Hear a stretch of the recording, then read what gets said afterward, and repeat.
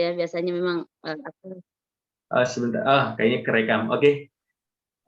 ya, alhamdulillah Ustaz, saya ini biasanya kan cuman ya ini lebih banyak mungkin yang baca di grup, apalagi yang mengenai itu yang, "Azah jangan marah-marah sama anak."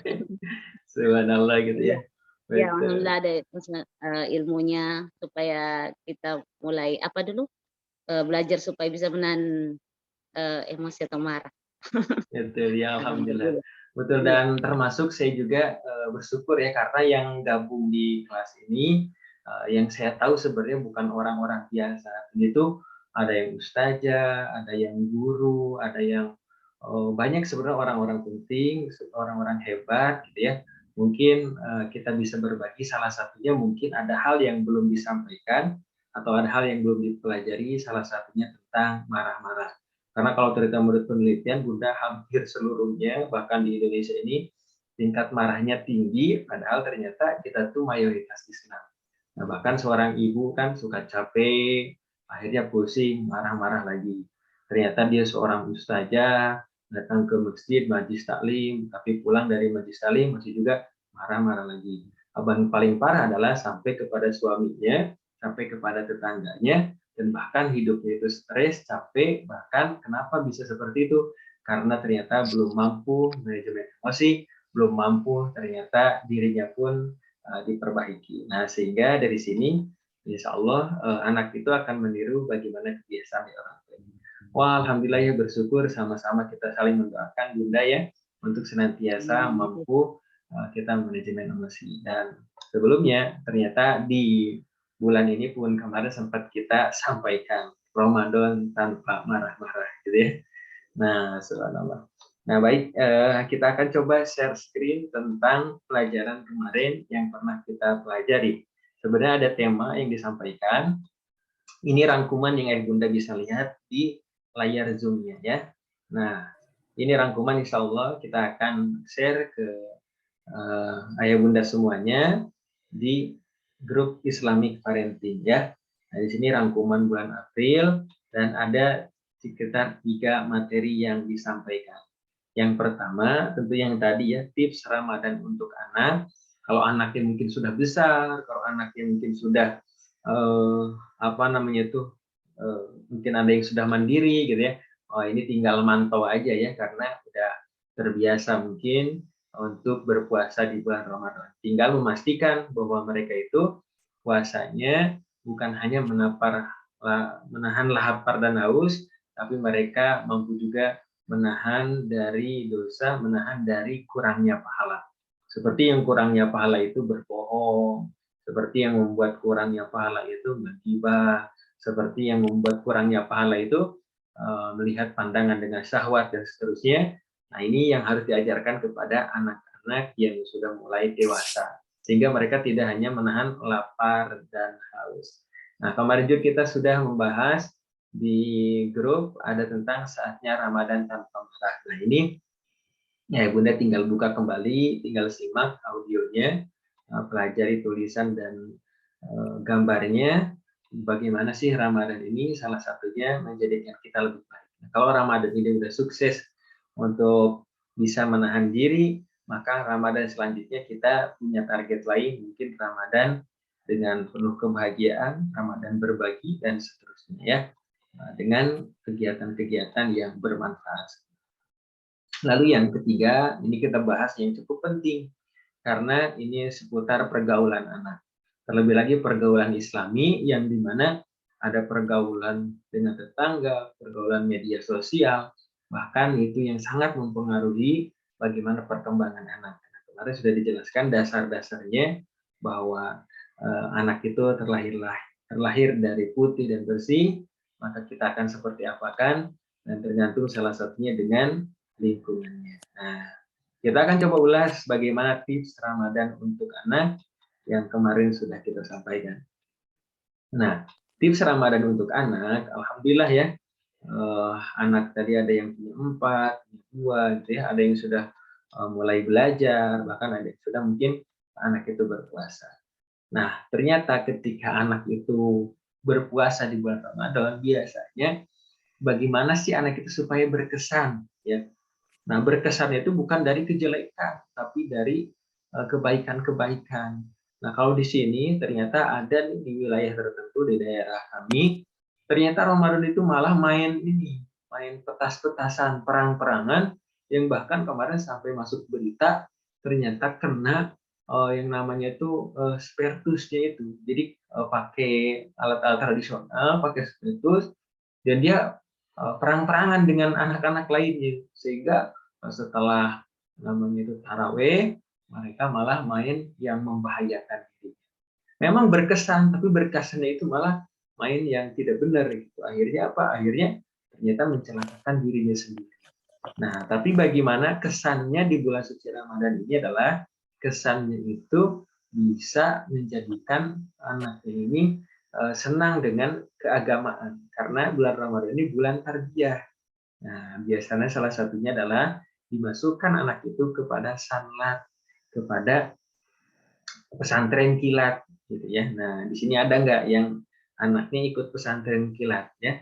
Pesantren kilatnya, sehingga dia akan mendapatkan kesan-kesan bagaimana dari Ramadan itu. Apalagi kalau pesantren kilatnya memiliki kualitas yang bagus, guru-gurunya yang bagus, disiplin, mereka akan merasakan manfaat. Bahkan ada salah satu pesantren kilat yang di daerah kami itu, sekarang bulan akhir-akhir Ramadan ini ada itikaf, ya, itikaf sampai dengan 10 hari terakhir atau beberapa hari terakhir itu mereka itikaf. Mereka bangun tengah malam, mereka bangun qiyamul lail, mereka baca Al-Quran, dan tentunya dengan teman-teman itu akan berkesan.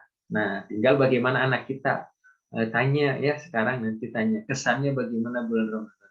Nah, apakah malah main, maka kesannya itu lapar dan haus, atau mereka menyenangkan.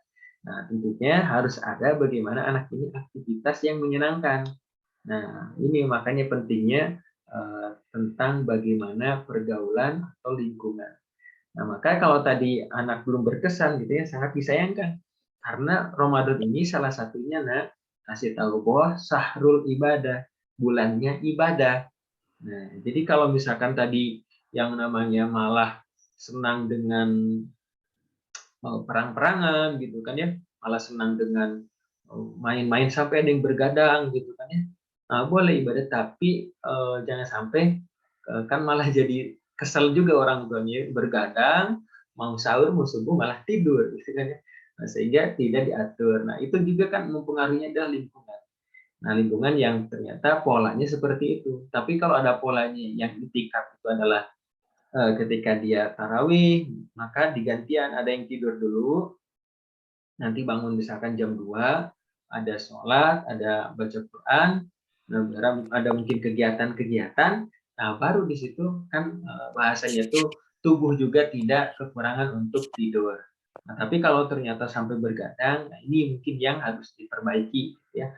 Bagaimana supaya tidak menjadikan anak itu malah nanti sahur nggak mau, subuh juga ketinggalan, dan malah orang tuanya yang ngomel-ngomel, yang capek dan marah-marah lagi. Nah, maka itu sahrul ibadah. Nah, yang kedua, bagaimana menanamkan kepada anak bahwa Ramadan ini adalah bagaimana bulannya Al-Quran. Nah, di mana bulannya Al-Quran, orang tua itu baca Al-Quran, tetangga-tetangga itu baca Al-Quran, di masjid banyak yang baca Al-Quran. Nah, anak kita dikenalkan dengan Al-Quran. Bahkan mungkin kalau orang tuanya memiliki waktu luang gitu ya, nah bisa bersama-sama belajar tentang Al-Quran. Baik mungkin tentang bacaannya, tajwidnya, dan seterusnya, bahkan sampai nama-nama Al-Quran. Kan itu bisa diajarkan ke anak. Terus misalkan ada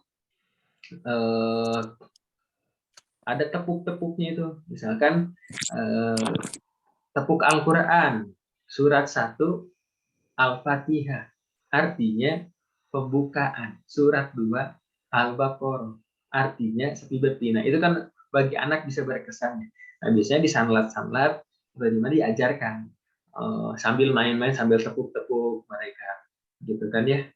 Akhirnya mereka keingat, oh iya, saya dapat misalkan sampai 111 surat dalam Al-Quran itu hafal.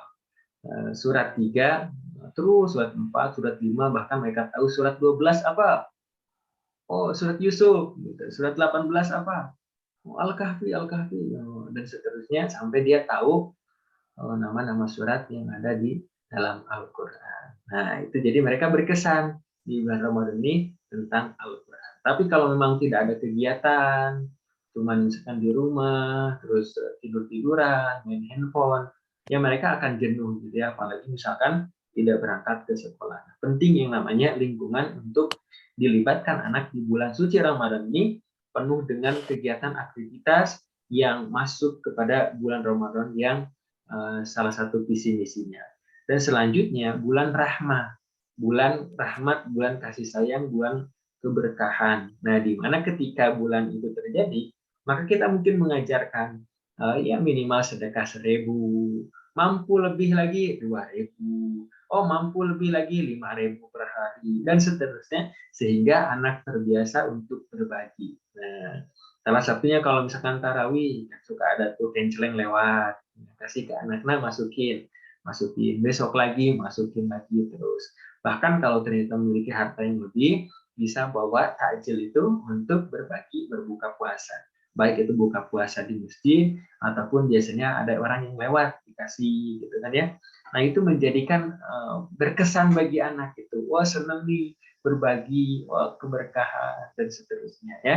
Nah, bahkan bulan Ramadan itu kalau bisa sampai ke anak itu bulan jadi tarbiyah. Tarbiyah apa? Karena ada bangun subuh, bangun sebelum subuh, sahur, ada sholat subuh, kadang ikut kultum. Nah, ini memang tidak mudah karena butuh yang namanya pendampingan. Kalau ternyata orang tuanya mampu meluangkan waktu untuk mendampingi, mampu meluangkan waktu untuk membersamai, insya Allah akan mulai terbangun fondasi-fondasi itu. Tapi kalau misalkan orang tuanya dibiarkan begitu saja, ya anak akan memilih apa yang dia suka, mungkin bukan apa yang dia merasakan manfaatnya, gitu ya. Nah, maka bagaimana ketika sekarang kita memberikan, mengarahkan anak itu untuk senantiasa apa yang dia manfaat baginya. Nah, bahkan nanti ada bulan kesabaran, bulan kemurahan, bulan amal soleh. Tentunya Ramadan ini penuh dengan keberkahan. Kalau mudah-mudahan selama kita di bulan Ramadan ini mampu memberikan yang terbaik, mampu diterima amal-amal mungkin yang boleh jadi kita belum maksimal dan baru sedikit. Maka kasih sayang Allah di bulan Ramadan adalah salah satu bentuk kasih sayang kepada kita. Karena bulan ini penuh rahmat dan penuh ampunan, sehingga kita dapat menghapus dosa-dosa dan memupuk amal kebaikan. Seperti Rasulullah SAW pernah bersabda, barang siapa yang berpuasa bulan Ramadan karena penuh keimanan dan mengharap pahala dari Allah, maka diampuni dosa-dosanya yang telah lalu. Hadis riwayat Bukhari dan Muslim. Nah, bahkan kalau kemarin disebutkan di kajian kemarin, bahwa kalau Ramadan ya benar salah satunya akan dirindukan oleh surga Allah Subhanahu wa Ta'ala. Nah, yang ketiga baru menyusun target. Ini sayang nih kalau kemarin ternyata udah disampaikan materi, tapi kita tidak membuatkan target buat anak. Sehingga ya sekarang udah mau akhir Ramadan, nggak tahu aktivitasnya apa saja anak-anak gitu ya. Sampai nggak tahu sehingga bebas begitu saja. Nah, kalau dari sekolah biasanya formalitas ya. Formalitas di mana ketika di sekolah dikasih buku Ramadan, sehingga misalkan ada bangun subuh, ada puasa, ada sahur, ada sedekah, puasa sunnah, dan seterusnya. Nah, itu biasanya ada untuk dilaporkan ke gurunya. Nah, tapi itu bukan hanya formalitas, tapi harus kita dampingi dan ditanya, nah kamu senang nggak Ramadan ini? Apa yang berkesan untuk kamu? Sehingga mereka menarik, pengen masuk ke bulan suci Ramadan lagi. Ya, nah seperti itu. Nah, kira-kira nih dari anak-anak ayah bunda semuanya saat ini, kemarin bagaimana nih aktivitas selama bulan Ramadan? Apakah mereka menyenangkan? Apakah bagi mereka itu asik bulan Ramadan ini? Dan apakah memang jalan begitu saja sehingga sekarang sampai akhir anak itu tidak mendapatkan hal yang berkesan dari bulan suci Ramadan? Nah, di sini alhamdulillah nih baru bisa melihat lagi nih Bunda Siti Aisyah kemana aja ya. Zoom-zoomnya baru bisa terlihat lagi ada di layar zoomnya. Nah, mudah-mudahan sehat ya Bunda Aisyah dan senantiasa dalam keistiqomahan Allah Subhanahu wa Ta'ala. Dan dari Bunda Aisyah sendiri ya, bagaimana nih aktivitas anak-anak di bulan suci Ramadan kemarin? Apakah bisa di-sharingkan Bunda Aisyah? Kalau bisa di-unmute suaranya, di-sharingkan ya. Barangkali mudah-mudahan ada manfaatnya pertemuan kali ini. Atau mungkin ada permasalahan sehingga anak-anaknya apakah di rumah saja, apakah memang banyak aktivitas atau seperti apa ya. Nah, mungkin nanti bisa sharing ya, sambil saya melanjutkan bagaimana ulasan materi kemarin. Nah, insya Allah ya, itu tentang bagaimana anak berkesan dan tips Ramadan untuk anak ya. Termasuk bagi orang tua juga, bagaimana apakah orang tua itu senang atau tidak Ramadan kali ini, berkesan atau tidak gitu ya. Nah, bahkan sebenarnya sampai di masjid itu diadakan kultum-kultum, ada tiap pagi kultum, ada sampai tiap tarawih itu ada kultum, di TV dihadirkan kultum, lalu juga kajian-kajian di komunitas, di pengajian, dimanapun diadakan kajian-kajian supaya berkesan. Nah, apalagi berbagai macam tema, berbagai macam ustadz yang cara penyampaiannya pun berbeda-beda. Nah, itu untuk menimbulkan kesan bagaimana membekas dalam hati dan diri kita supaya Ramadan ini bisa berkesan sehingga bisa menjadi bekal untuk bulan-bulan selanjutnya. Bulan Syawal, bulan-bulan seterusnya sehingga menjadi istiqomah dalam ibadah kepada Allah Subhanahu wa taala. Dan salah satu target dari kelas parenting kita adalah salah satunya Ramadan ini bagaimana mampu memanajemen emosi. Dan bahkan ada program lainnya mampu memanajemen hati ya. Yang ini khusus buat manajemen kolbu, bagaimana bisa manajemen hati juga. Nah, bagaimana Ramadan itu tanpa marah-marah? Ya sudah kita sampaikan. Mudah-mudahan Ramadan ini dapat pahalanya, mudah-mudahan Ramadan ini banyak pahalanya, tidak gugur pahalanya, sehingga Ramadan ini menjadi kesempatan bagi kita untuk melatih diri. Melatih diri dan apa? Dan mengelola emosi agar kita lebih bertakwa. Nah, bahkan Allah Subhanahu wa taala berfirman, "Ya ayyuhalladzina amanu kutiba 'alaikumusiyam kama kutiba 'alal ladzina min qablikum la'allakum tattaqun." Wahai orang-orang yang beriman, diwajibkan atas kamu berpuasa sebagaimana diwajibkan atas orang sebelum kamu agar kamu bertakwa. Ya, supaya kita itu bertakwa. Allah sangat sayang kepada kita supaya kita menjadi pribadi yang lebih bagus lagi.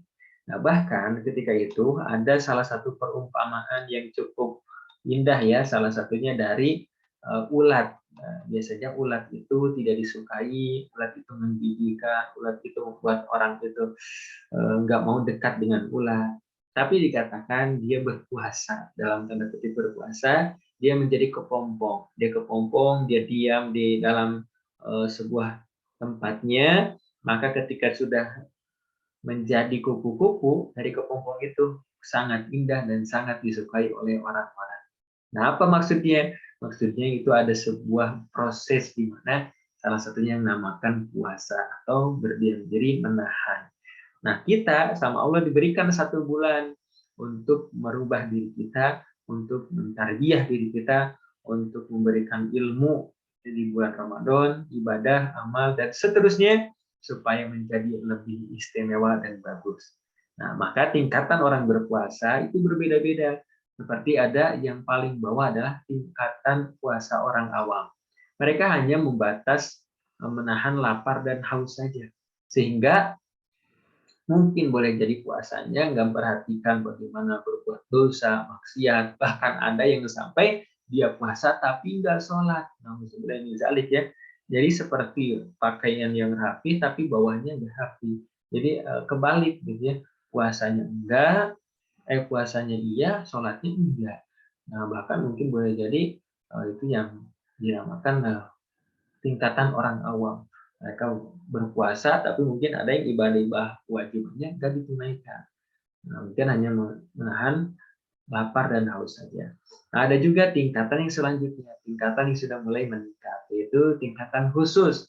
yang dimana dia mampu menahan pandangan, dia coba jaga lisan, dia coba jaga mata, dia coba jaga hati, dia coba jaga pikiran, dia coba jaga seluruh tubuh dari dosa yang bisa mengurangi pahala-pahalanya. Nah, ini udah bagus ya, bagus sekali dia coba menahan segala sesuatu yang membuat dosa.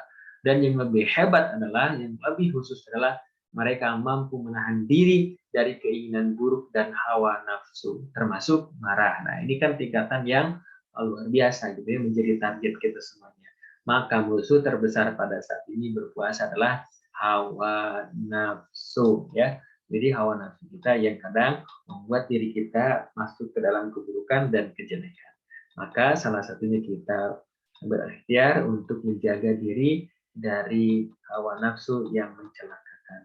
Nah, targetnya adalah bagaimana marah ini kita bisa minimalisir. Nah, sedangkan ketika kita marah, apakah batal puasa? Ya, maaf, saya sedang puasa, ya, nggak mau marah-marah. Bahkan ketika diajak berantem kan bilangnya saya lagi puasa. Nah, kalau dari segi sah atau tidaknya, maka ternyata puasanya tetap sah. Tapi boleh jadi nggak tahu tentang pahalanya, gitu ya. Karena ketika marah memang tidak membatalkan puasa. Hanya saja marah bisa mengurangi pahala puasa, bisa mungkin berbuat dosa yang lainnya. Karena Rasulullah SAW bersabda, banyak orang yang berpuasa, tetapi ibadah tersebut menjadi sia-sia. Banyak orang yang berpuasa namun tidak mendapatkan darinya pahala puasa, kecuali rasa lapar dan haus saja. Maka marah harus dihindari, jangan berkata dan sesuatu yang buruk yang membuat diri kita mengganggu dalam ibadah puasa.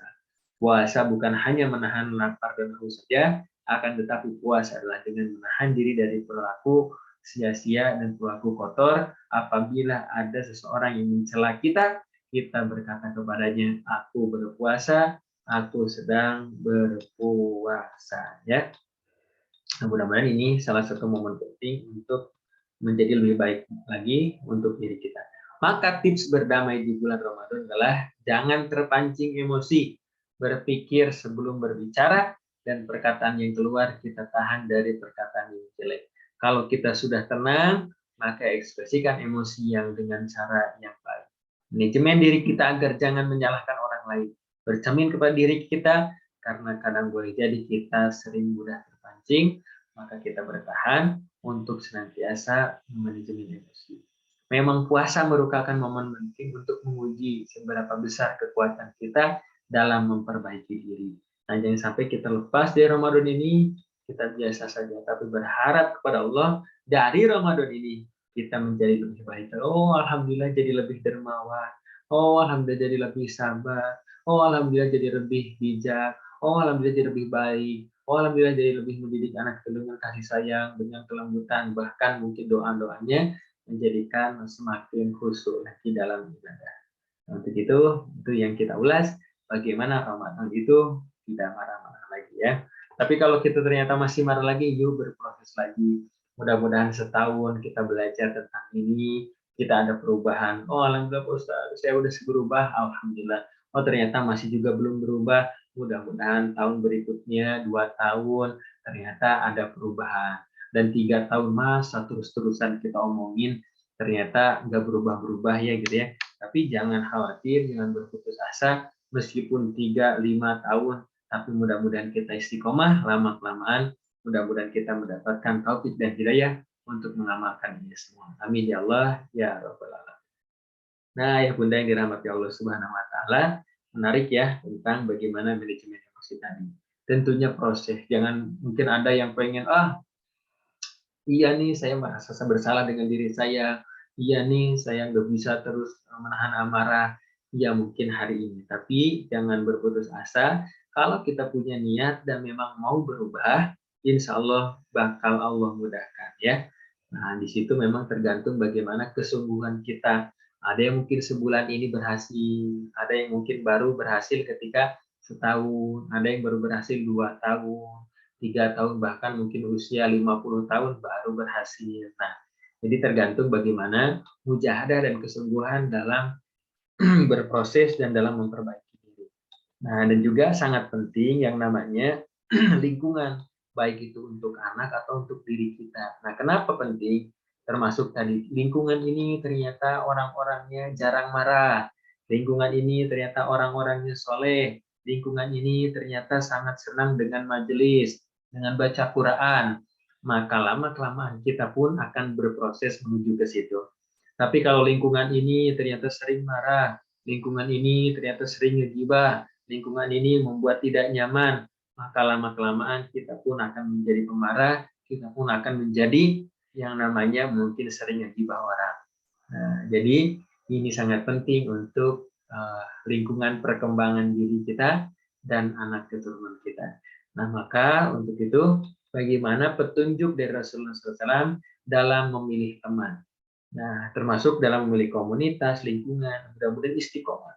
Kenapa kita masih terus adakan ini? Awalnya kita pandemi, kita adakan seperti ini, tapi ternyata ini menjadi komunitas yang mudah-mudahan bermanfaat, maka kita terus adakan menjadikan wadah bagi orang-orang yang pengen berubah, bagi orang-orang yang insya Allah soleh di dalamnya, untuk menjadikan saling menasehati, saling berbagi, dan saling memberikan kesabaran kepada yang lainnya.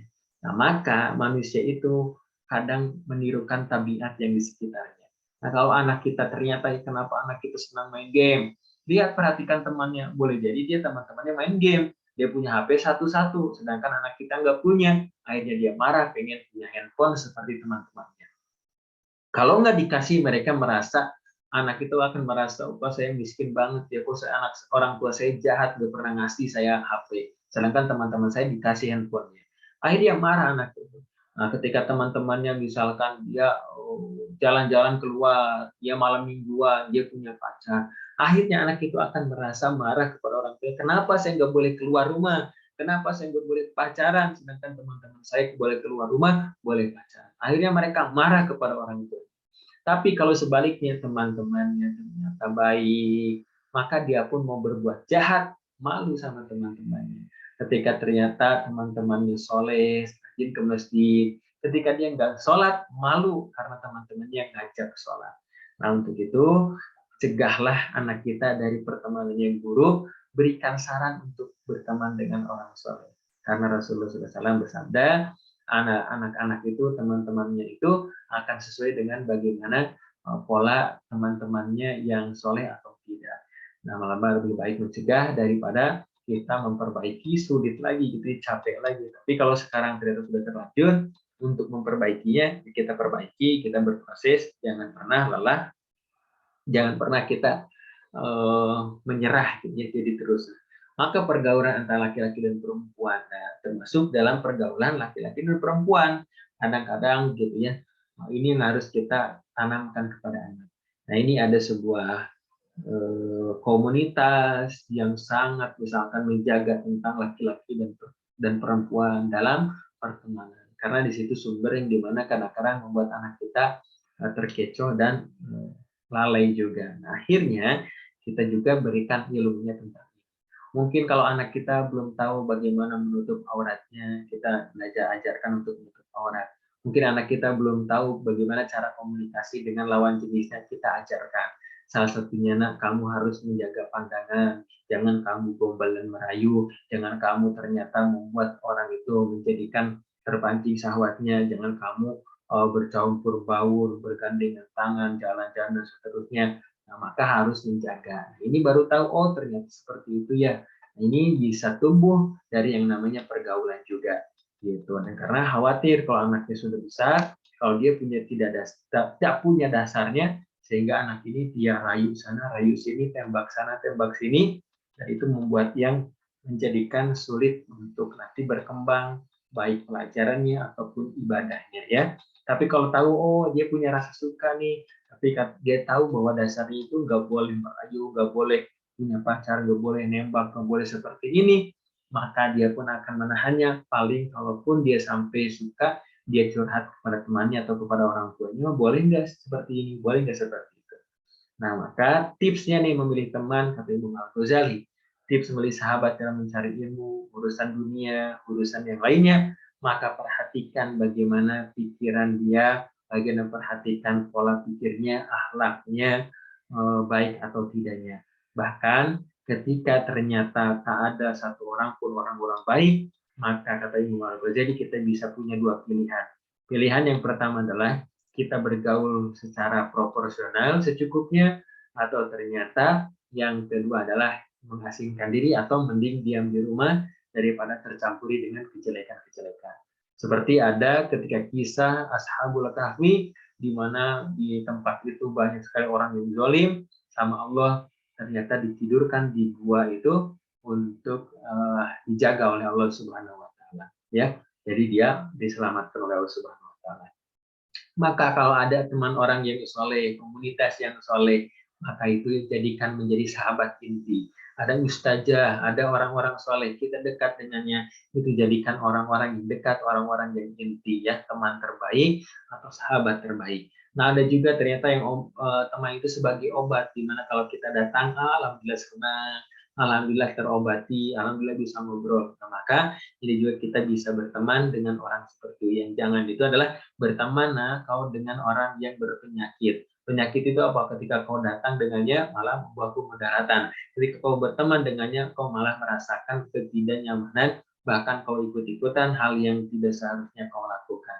Nah, subhanallah ya, ayah bunda yang dirahmati Allah Subhanahu wa taala, itu ulasan yang bisa saya sampaikan bagaimana ini sangat penting bagi kita untuk menjaga, untuk senantiasa memperbaiki diri, anak keturunan, dan tentunya sekeluarga. Dari mulai kita bulan Ramadan, target-targetnya, tips-tipsnya, kegiatan-kegiatannya, sehingga tidak berjalan begitu saja, ataupun dari mulai pola dan visi misi dalam pribadi kita, yang salah satunya memperbaiki diri, akhlak, manajemen emosi, pikiran, mata, hati, dan seterusnya. Dan itu berproses bisa setahun, 2 tahun, 3 tahun, bahkan kita pengen secepat mungkin bisa lebih baik, kenapa tidak kalau bisa lebih baik dari sekarang.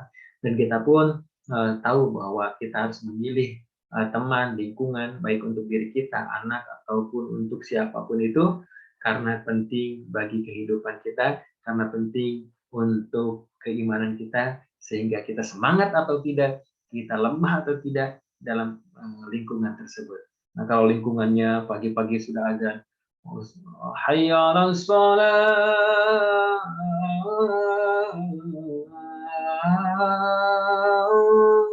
sudah azan dibangunin, ayo bangun.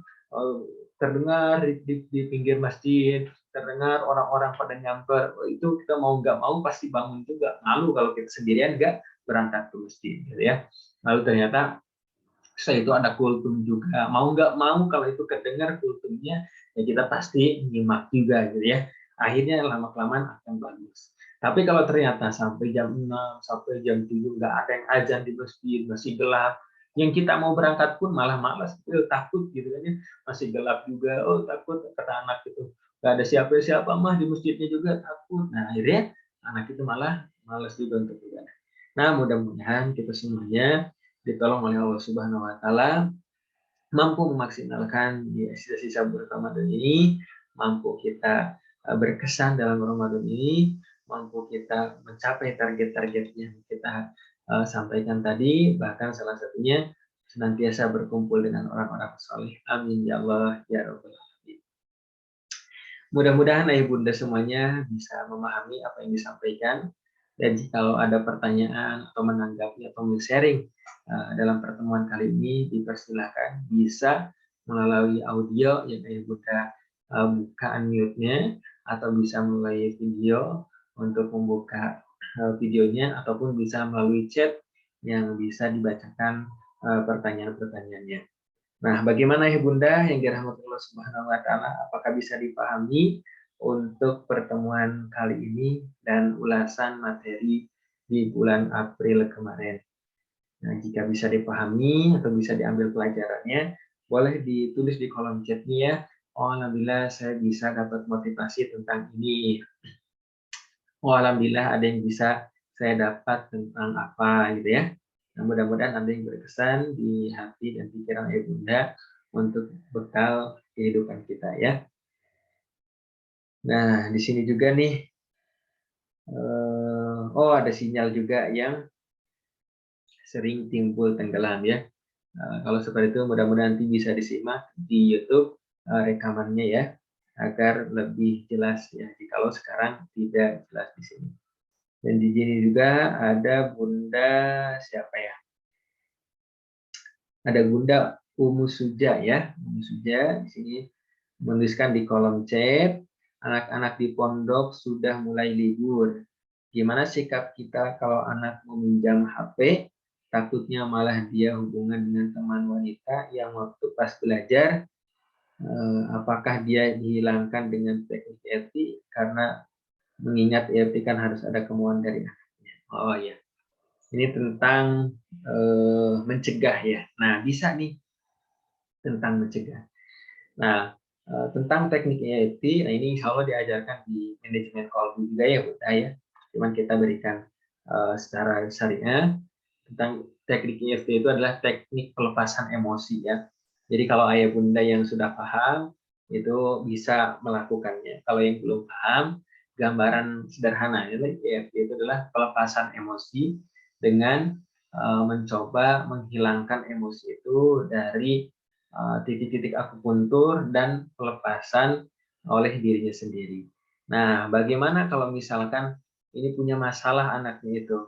Anaknya itu misalkan tadi gitu ya, melakukan hal yang menurut orang tuanya tidak baik, lalu bagaimana cara mencegahnya? Sedangkan kita mau nasihatin kadang mental. Nah, kalau teknik EFT itu kan harus ada kemauan. Nah, ini ada kemauan, bagaimana dengan anak itu nggak ada kemauan? Nah, sebenarnya teknik ini tetap bisa dijalankan, ya.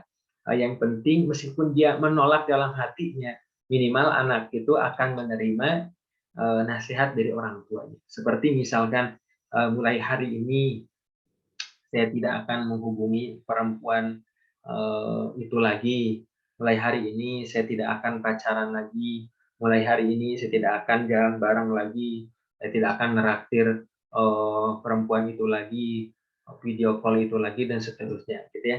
Nah, sebenarnya itu bisa dilakukan. Nah, ketika misalkan anaknya kita bisa kondisikan. Nah, maka sini nak Ibu EFT, Ibu berikan nasihat ya melalui teknik ini. Nah, ketika ternyata anak itu bisa dilakukan, maka insya Allah itu menjadi sebuah penghalang salah satunya untuk melakukan hal yang jelek tadi, gitu ya. Nah, insya Allah bisa mencegah salah satunya dengan seperti itu. Nah, namun kalau misalkan anaknya nggak mau gitu ya, nggak mau menolak gitu ya, sudah meskipun dia nggak ngikutin, yang penting Bunda bisa menyampaikan kepada anaknya bahwa Bunda itu menasehati yang salah satunya yang Bunda nggak boleh tentang misalkan tadi pacaran atau tentang menghubungi temannya yang misalkan bisa melampaui batas gitu ya. Nah, mungkin seperti itu bisa dilakukan. Di sini juga ada Bunda Mia ya tentang bagaimana kalau ibu mengalami gangguan bipolar sehingga jadi bingung harus bersikap yang seperti apa. Nah, jadi gangguan bipolar ya. Ini usia anaknya berapa ya? Nah, jadi mungkin ada usia-usia anaknya juga gitu ya, bingung. Jadi anaknya apakah masih kecil ataukah udah besar gitu ya. Kalau bipolar itu kalau yang saya tahu itu tentang gangguan suasana hati gitu ya. Panik mungkin gitu ya.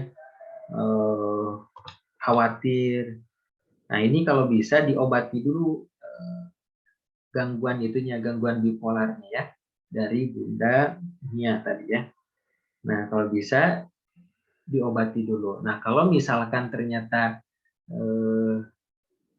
apa namanya itu anak bertanya, nah ini harus disampaikan. Ini ada Bunda Mia nih, boleh ya suara ya sharing dulu nih sebelum ke yang lain. Nah, seperti apa ya? Nah, mungkin apa namanya itu kalau anaknya usia berapa ya Bunda? Nah, dari Bunda Mia bisa di-unmute. Nah, ya salam ya Bunda, ini dari Bunda, dari mana nih Bunda Mia di sini? Dari Malang, Pak. Oh, dari Malang, iya. Nah, kalau anaknya usia berapa Bunda?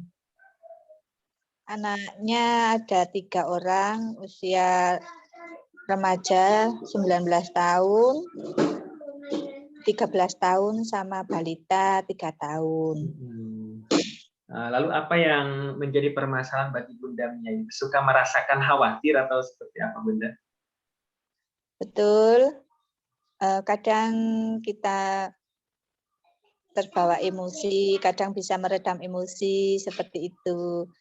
Jadi anak istilahnya bagaimana harus bersikap atas keputusan-keputusannya itu. Baik, baik. Nah, biasanya mungkin apakah itu pola pendidikan sebelumnya yang Bunda rasakan? Karena biasanya itu tentunya ada kesan sebelumnya ya, kenapa Bunda bisa seperti itu. Ada karena trauma, ada karena punya pikiran yang terlalu mendalam terhadap sesuatu, sehingga ternyata timbul rasa khawatir. Atau mungkin dulu pernah dididik juga dengan yang seperti itu, sehingga Bunda pun merasakan saat ini kadang naik turun. Nah, itu bisa dirasakan. Nah, kalau dari Bunda sendiri, kenapa mulai sejak kapan nih Bunda bisa seperti itu? Ya, memang latar belakang dari pendidikan orang tua ya tidak ya seperti biasalah dari pendidikan orang tua tidak secara psikologis tidak baik memang. Baik, Ya, baik. ya lingkungan, istilahnya lingkungan seperti itu, sehingga secara alami akan terbawa. Oke, baik ya Bunda. Ya. Jadi mungkin kalau ngelihat sesuatu yang sama persis dengan kejadian yang dulu, mungkin bisa terpancing emosi juga ya. Bahkan kita bisa melakukan hal yang sama kepada anak kita. Padahal mungkin salah satunya Bunda sudah memiliki kontrol diri tentang, oh ini nggak boleh, ini boleh. Jadi kadang mungkin Bunda antara naik dan turun gitu ya. Sehingga kalau ini lagi bagus, Bunda bisa menahannya. Ketika mungkin Bunda lagi hal yang tidak enak, sehingga Bunda mungkin tersampaikan hal yang tidak baiknya. Nah, sebenarnya ini bisa salah satunya dilakukan terapi Bunda ya, terapi. Nah, sebenarnya terapinya bisa melalui terapi zikir atau terapi yang nanti pelepasan emosi, kita cari akarnya Bunda, akar permasalahannya Bunda itu seperti apa, sehingga Bunda masih mengingat, sehingga mudah dirasa gitu ya. Nanti dicek dulu nih tingkat perasaannya. Ketika Bunda melihat apa, sehingga Bunda marah. Ketika Bunda seperti apa, Bunda pun mampu menahan amarah. Nah, di situ kita akan tahu, oh ternyata saya marah ini karena A. Ternyata saya bisa menahan amarah itu karena B. Nah, sehingga ketika misalkan tadi gitu ya, mulai diseimbangkan, mudah-mudahan nanti ketika menjalani kehidupan, meskipun mau A, mau B, mau C, ternyata tetap merasakan hal yang sama, keseimbangan daripada emosi tersebut. Nah, kalau sekarang tentang anak, tentunya ya pasti ada efek ya, dampak ya, seperti yang disebutkan. Kalau kita mendidiknya dengan kasih sayang, tentunya anak pun akan merasakan hal-hal dampak dari kasih sayang itu. Kalau ternyata dari kekerasan, maka anak pun akan memiliki dampak dari pola pendidikan keras itu. Nah, kalau ternyata orang tua yang mungkin kadang-kadang kita pun masih kadang marah, kadang belum sabar, seperti itu, mungkin anak pun akan bingung dan akan merasakan kenapa ibu seperti ini. Nah, cuman untuk solusi awalnya adalah disampaikan kepada anak, karena ibu ini punya misalkan rasa sakit di hati, atau misalkan ada suatu hal yang ibu belum bisa kendalikan dalam diri, sehingga mudah-mudahan anak-anak itu bisa paham dengan kondisi bundanya. Tolong doakan Bunda supaya Bunda lebih sabar lagi, tolong doakan Bunda supaya Bunda lebih misalkan mampu stabil emosi, karena Bunda pun pengen tenang, pengen bahagia, pengen tidak pernah marah-marah lagi, pengen damai, dan pengen jauh lebih baik dari sebelumnya.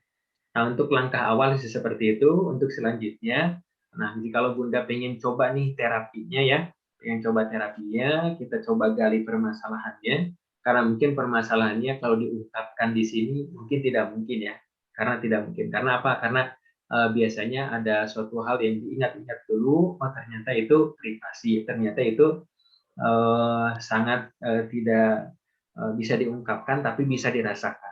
Nah, itu Bunda nanti kalau misalkan mau bisa hubungi nanti admin yang ada di grup Bunda ya, untuk kita agendakan acaranya, agendakan waktunya. Nanti kita coba telusuri. Nah, mudah-mudahan ini salah satunya bisa membantu dari rasa cemas dan khawatir yang bisa kita lepaskan. Nah, tapi untuk awalnya sebelum mungkin nanti ke terapi atau belum ada waktu, nah Bunda bisa terapi dengan zikir, sehingga ketika Bunda merasakan amarah, merasakan khawatir, nah coba misalkan dengan zikir yang bisa Bunda sampaikan, bisa Bunda ucapkan, nah mudah-mudahan itu mampu meredam kekhawatiran yang bisa dirasakan, gitu ya. Nah kalau nanti sudah berhasil, nah berarti ternyata nggak usah terapi, karena dengan zikir itu pun bisa dilakukan dimanapun Bunda berada, gitu ya. Nah cuman kadang-kadang perlu bantuan orang untuk meyakinkan diri bahwa ini adalah bisa dan bahwa ini adalah baik atau tidak. Nah mungkin seperti itu ya Bunda Mia. Nah, insya Allah hal itu bisa dihilangkan ya, hal itu bisa diatur, hal itu bisa disetting seperti halnya televisi Bunda. Jadi perasaan jiwa itu sebenarnya bisa kita atur. Nah contohnya seperti kita nonton televisi. Bunda itu misalkan mau nonton sinetron, ya tinggal pencet misalkan nomor 1. Oh ini sinetron. Nah Bunda itu misalkan mau nonton main bola, tinggal pencet nomor 2. Nah kalau misalkan Bunda ini mau nonton hiburan, tinggal pencet nomor 3. Nah itu remote-nya ada di kita. Oh saya nih mau hiburan, pencet nomor 3. Oh kita bahagia. Oh saya nih mau nonton main bola, tinggal pencet nomor 2. Begitu pun sama perasaan kita. Saya nih mau bahagia, tinggal setting diri kita. Oh ini tentang perasaan bahagia. Oh saya mau sedih, tinggal setting perasaan ini adalah perasaan sedih.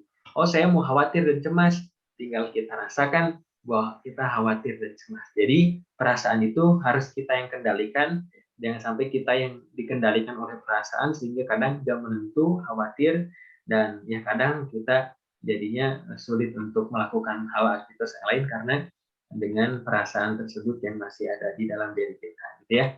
Nah mungkin seperti itu Bunda Mia ya, mudah-mudahan ada manfaat dan pencerahan. Insya Allah kita saling mendoakan ya.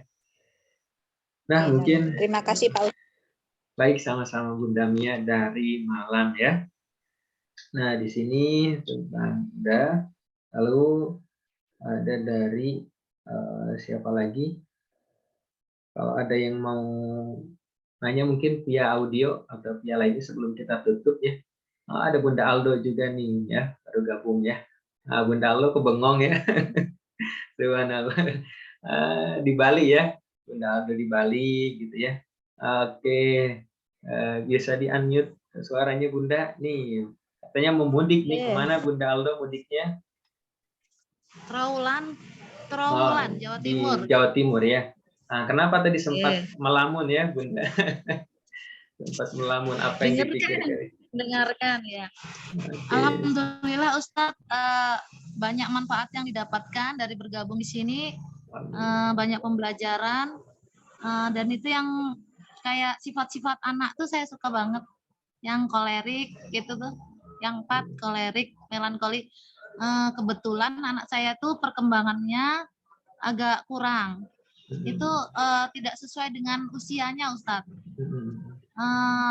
Masih suka main gitu Ustadz, padahal usianya sudah 13, tapi dengan berjalannya waktu saya ikutin membaca yang sifat-sifat tuh, saya mulai memahami gitu, nggak terlalu banyak menuntut lah, artinya bersyukurlah yang banyak gitu.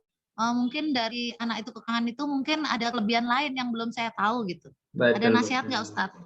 Oke, dan termasuk ya selain dari tadi karakternya ya Bunda, itu juga ada dari gaya belajarnya ya. Nanti Bunda pun bisa pelajari lagi tentang gaya belajar anak. Jadi ada gaya belajar yang visual, ada gaya belajar yang auditory, dan bahkan ada yang gaya belajar kinestetik. Bahkan nanti ada banyak lagi untuk nama-namanya untuk gaya belajar ya. Nah untuk yang pada umumnya itu ada gaya belajar yang ketiga tadi. Nah apa misalkan yang visual? Nah anak itu ya mungkin sebenarnya kalau visual itu dia harus lihat langsung, jadi suka mencari-cari alasan, mencari-cari bagaimana gitu ya pendapat-pendapat kalau Bunda menyampaikan, pengen ada alasan-alasan tertentunya supaya dia mampu membuktikan. Nah, anak ini suka penasaran. Kalau dia belum lihat, kadang belum percaya. Kalau dilihatin nih, toko ini tutup Nina, dia pengen beli suatu mah, pengen beli tutup, dia nggak percaya. Tapi kalau udah diliatin, oh iya, betul, baru dia percaya. Nah, ada juga yang kinestetik. Kinestetik itu ada salah satunya mungkin anak-anak yang suka bergerak, suka main, suka bergerak, suka berpetualang. Nah, jadi kalau ada anak ternyata, oh anak saya kok usia segini belum mau belajar, diem di tempat, gitu kan ya, baca buku dan sebagainya. Nah, mungkin anak ini gaya belajarnya kinestetik, karena dia mampu belajar dari pengalamannya, dia mampu belajar dari petualangannya, bahkan dari setiap ia gerak itu akan belajar. Nah, sedangkan dalam perkembangan itu, oh anak saya itu pengennya duduk, pengennya baca buku, pengennya dia seperti ini, sesuai dengan orang tuanya. Nah, ternyata anaknya ini berbeda. Memang dia nggak bisa duduk lama, memang dia nggak bisa kalau belajar itu sambil serius, dia pengen sambil main.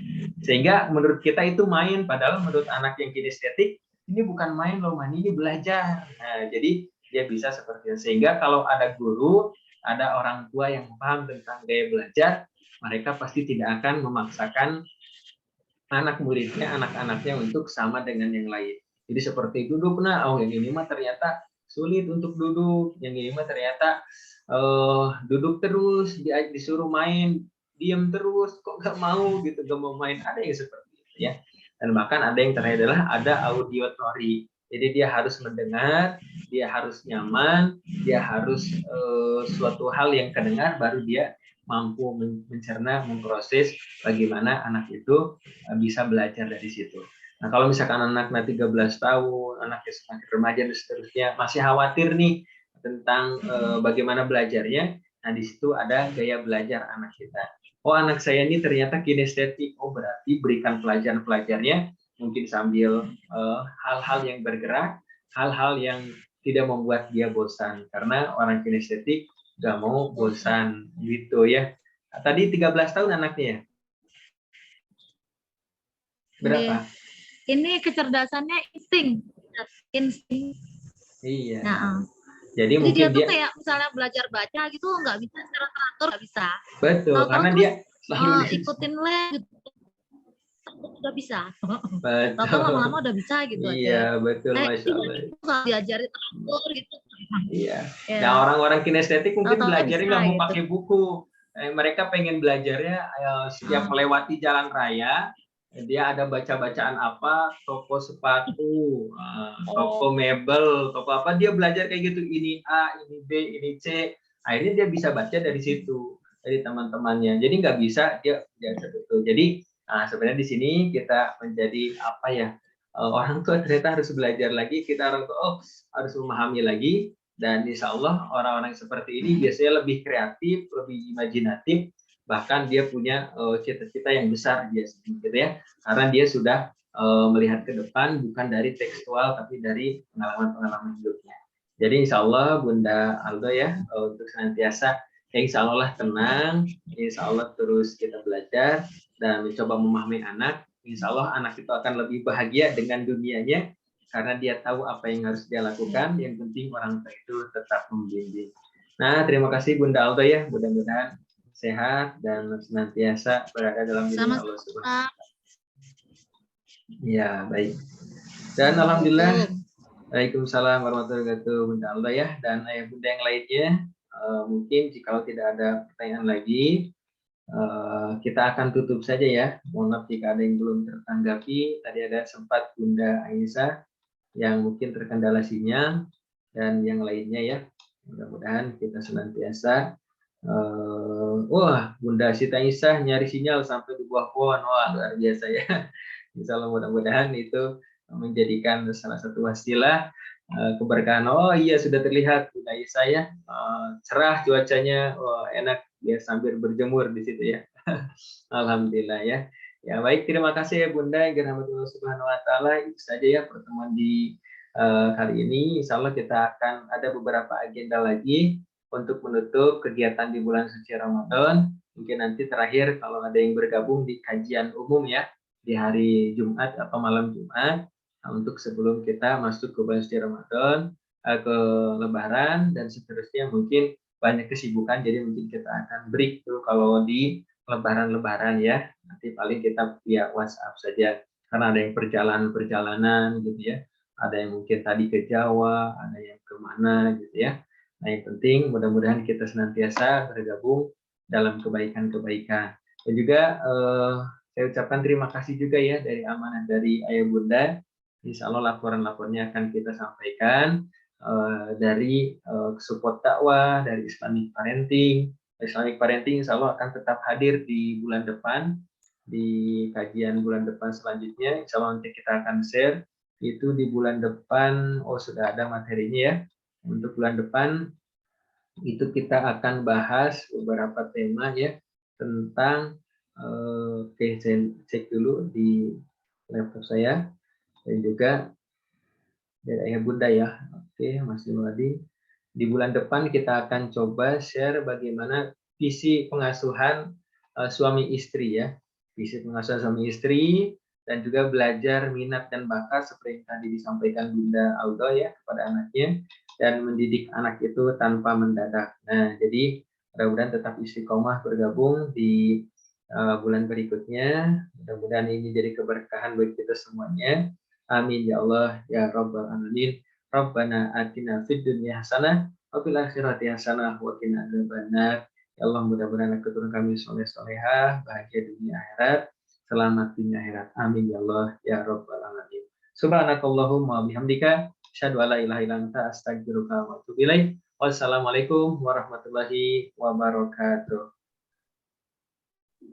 Waalaikumsalam warahmatullahi Masya Allah. Terima kasih ya Bunda Aldo, Bunda Mia, Bunda Suryati, Bunda Leni ya, Masya Allah. Bunda Aisyah, Bunda Umu Suja, nah, ini dan yang lainnya ya. Oh di Sumbar ya Bunda Leni. Oh nggak mudik kayaknya ya. Gitu, dan yang lainnya. Belum lagi Ustaz. Alhamdulillah. Turun sadayana ya. Kita tutup dulu pertemuan kali ini and meeting for